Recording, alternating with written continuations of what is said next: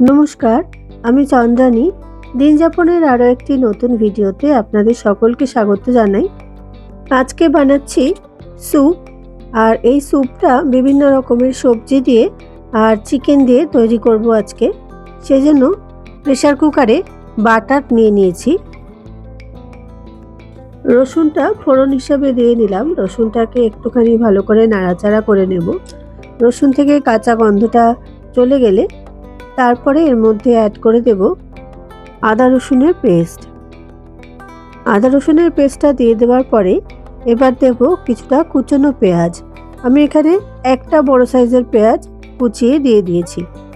এবার দিয়ে দেব সেদ্ধ করে রাখা চিকেন। আমি চিকেনটা আগে সেদ্ধ করে নিয়ে তারপরে হাত দিয়ে ছিঁড়ে ছিঁড়ে নিয়েছিলাম, সেইটা এবার দিয়ে দিলাম।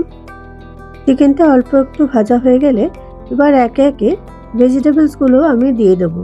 প্রথমে দিচ্ছি বিট, তারপর দিলাম কড়াইশুঁটি, তারপরে দিলাম গাজর আর টমেটো কুচি। এরকমভাবে সবগুলোই একসাথে দিয়ে ভালো করে নাড়াচাড়া করে নেব। এবার দিচ্ছি কর্ন দিলাম আর দিলাম বিনস কুচি।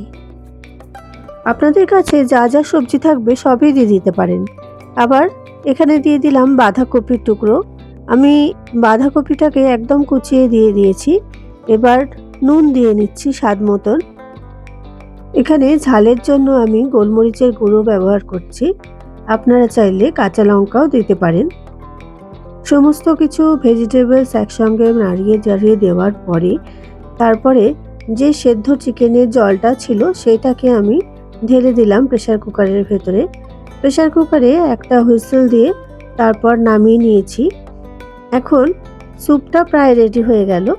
আর স্যুপটাকে আরেকটু টেস্টি করার জন্য একটা ডিম ফাটিয়ে নিয়ে সেই ডিমটা আস্তে আস্তে করে আমি স্যুপের মধ্যে ঢেলে দিয়েছি আর একদিক দিয়ে নাড়াতে থেকেছি।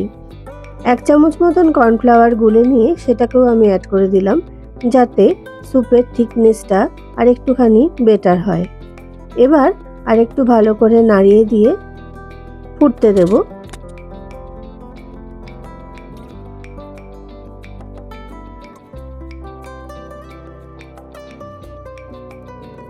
স্যুপটা একদম তৈরি। এবার উপর থেকে স্প্রিং অনিয়ন দিয়ে দিলাম। আপনাদের কাছে যদি স্প্রিং অনিয়ন না থাকে নাও দিতে পারেন, কোনো অসুবিধে নেই। তবে এখানে রসুন পাতাও ব্যবহার করা যেতে পারে, টেস্টটা আর একটু ভালো হয় এই আর কি। নানান রকম ভেজিটেবল দিয়ে চিকেনের স্যুপটা একদম তৈরি হয়ে গেছে। আজকের এই রেসিপিটা আপনাদের কেমন লাগলো অবশ্যই আমাকে কমেন্ট করে জানাবেন, আর ভালো লাগলে লাইক শেয়ার করতে একদমই ভুলবেন না। ভিডিওটা তাহলে আজকে এখানেই শেষ করছি। দেখা হবে পরবর্তী কোনো ভিডিওতে। ততক্ষণ পর্যন্ত আপনারা সবাই ভালো থাকবেন, সুস্থ থাকবেন।